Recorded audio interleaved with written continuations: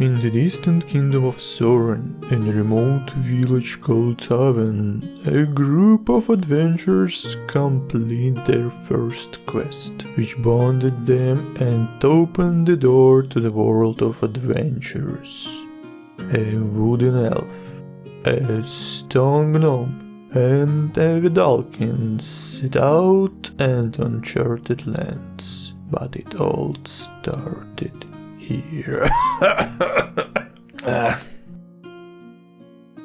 A small and unremarkable tavern where they served a cabbage beer.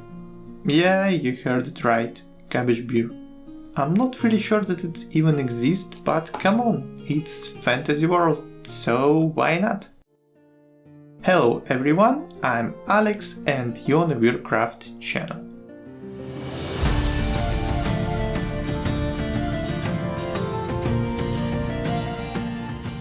And today we will be creating a diorama with my very first tavern in the D&D universe. We will cover all stages of construction, as well as painting and of course a grand review. But let's take it step by step. And of course we will start with the overall layout. Perhaps you're already aware of my drawing skills, and if not, you will surely appreciate the details and elaboration of the further tavern layout.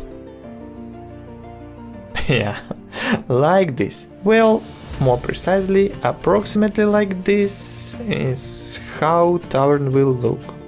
Definitely not, but let's move on. To begin, I choose a base on which everything will be placed and made a life-size stencil from the random pieces of paper I found. For the base, I used 1 by 1 inch squares to correspond the official dimension of 5th edition game grid, and roughly envisioned the size a small tavern could be in the known village. The roof, walls and so on, as you may see.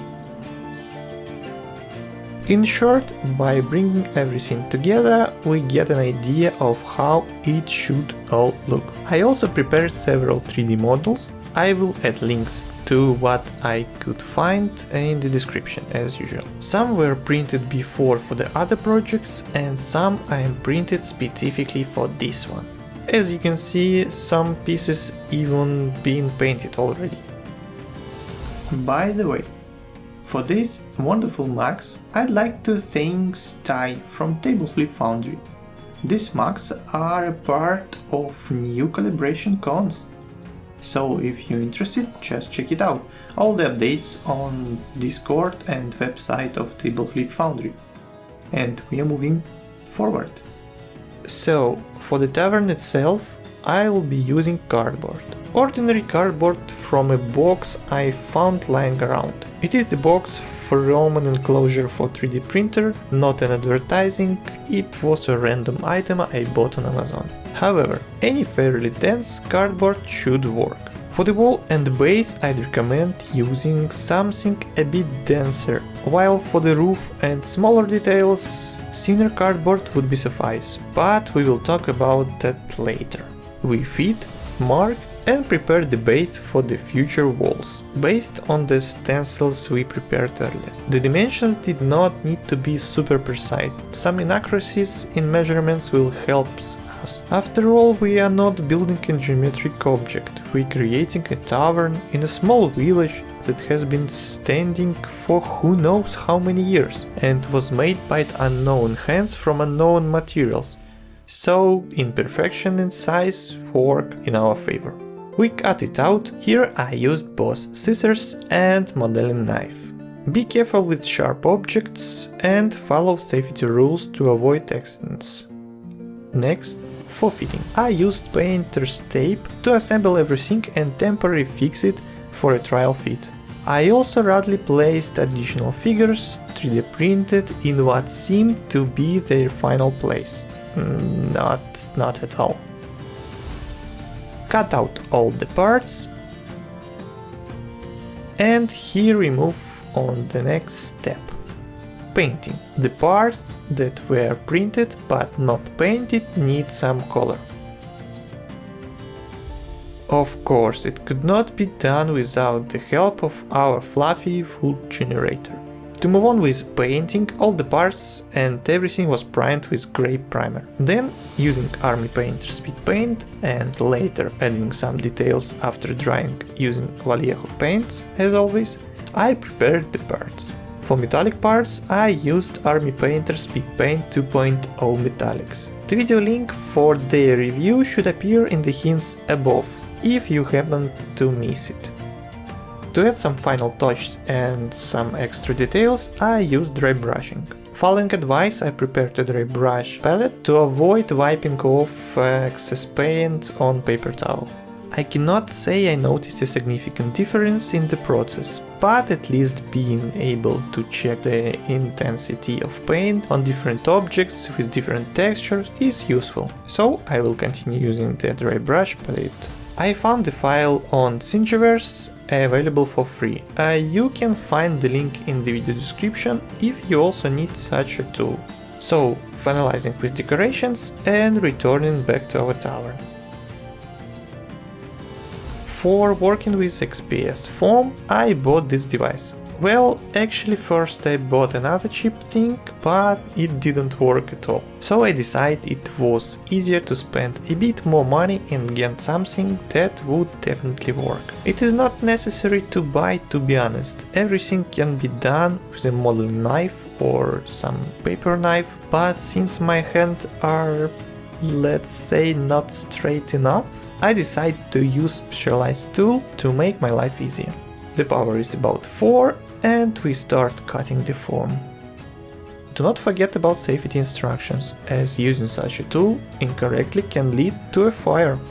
Also, I use the respirator when working with foam. I don't know how harmful the fumes are, but they don't smell very good, so they are probably not very healthy. Oh, by the way, a bit of lore about what happening after the adventurers successfully defeat the Rat King and secure the cabbage from pests. They decide to mount the head of Rat King on a shield and attach it to the tavern. And to properly attach the shield, we of course need chains. I use Dremel to make holes, but if you have hand drill, it should work just as well if you want to make holes on printed figures. All actions I performed at my own risk, be cautious and do not blame me if you get hurt, I warned you. When the holes are ready, I used regular super glue to secure everything. The cheapest one I could find in the local dollar store, it worked just great and we don't need anything fancier. Now back to the cutted foam. For adding extra texture, I used 3D printed texture roller. Yes, you understand correctly. After manually creating texture in my Lord of the Rings diorama, yes, the link should appear in upper corner. I decided to simplify this process. So on Thingiverse website I found the texture roller, printed it and applied it here. The process is quite simple, but if you don't have 3D printer, you can always add texture manually. After some complicated math methods, no, not really, I realized that I screwed up. Yeah, so I just give up and glued everything as is. I took a few longer pieces and just attached the foam as is. After that I secured the walls and foundation with hot glue and moved on to priming. And here I finally got to my airbrush, purchased long time ago but never used. Yes, you can use primer from a can, but I decided to try out a new device. And yeah, I like to experiment with different gadgets, and the result pleasured me a lot. It's very cool. I have to try the airbrush in action for painting miniatures. Let's move on to the wooden part. For decorating an additional parts, I used wood glue. However, I think any variant of PVA glue or any other glue that can adhere to wood and cardboard would work. As a wooden part, I used cocktail sticks of various sizes. They were also purchased in the local dollar store, but to be honest, they also can be get for free from your local Starbucks, if no one sees you. I didn't tell you that. If you doubt it, you can ask, but then you are likely to get them for free unnoticed. In general, stealing is bad, but coffee sticks can be free, you got it, right? I apologize for the lost focus, I will try to avoid it in future. When working with wood is completed to some extent, we move on to dry brushing and add texture.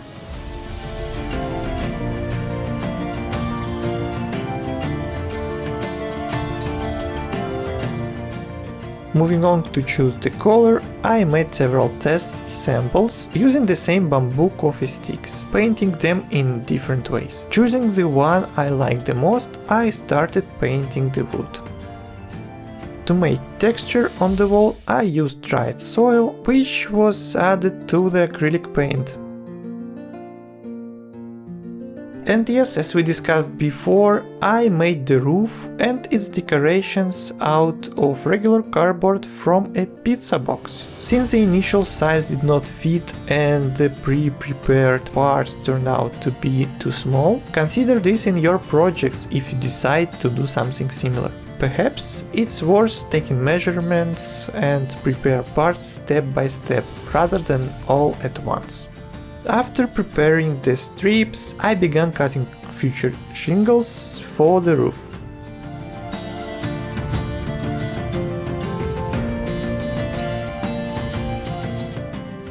For some reason I did not record the roof assembly process.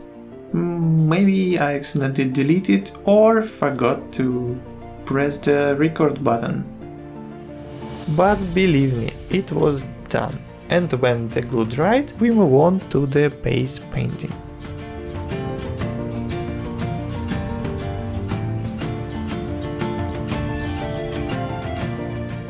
When everything related to Tavern finished, it is time to move on to decorate the base of our diorama. Here I decide to try something new for myself again. Sculptamold, a modeling compound. It is a very convenient material for creating texture and feeling. A couple of important tips from my experience. Try it first on small area. Do not use a lot of the mixture at once, because it starts to harden quite quickly. And do not hesitate to use water. After the first and not very successful attempt, I figure out how it works, and the result, you will see it quite soon. Now, all that's left is to add small details. Decorate the tavern with little touches.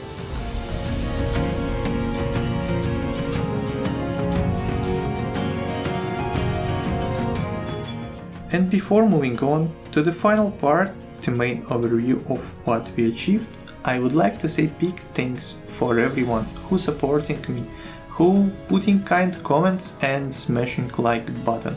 It really helps me a lot to not disappear for long. So please subscribe to my channel, press the like button and put a comment. I read them all. So let's not waste time and move to the final grand reveal. Let's go.